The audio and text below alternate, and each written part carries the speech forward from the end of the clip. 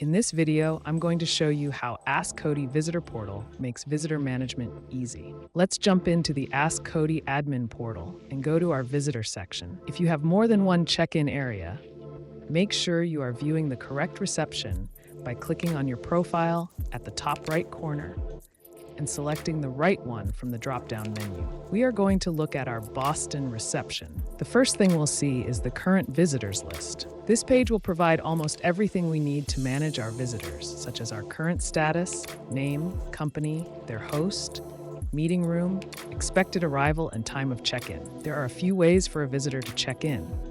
When a visitor has been invited to a meeting, they are automatically notified via email or text with a check-in URL that they can use upon arrival on a touchscreen check-in tablet at the front desk or through this page where you can simply click on the check-in button. Any method of checking in notifies the hosts upon their arrival. So when John Doe arrives for his lunch training, we can simply click on check-in and print out a customized badge label for him.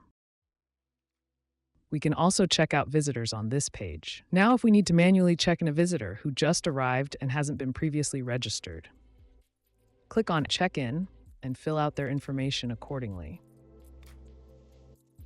If you need to search check-ins from a previous time or create a history report, go to the Check-ins tab and click on Search Check-ins. Here you'll see options of what you want to search for. In this case, you want to search for everyone that's visited in the past year.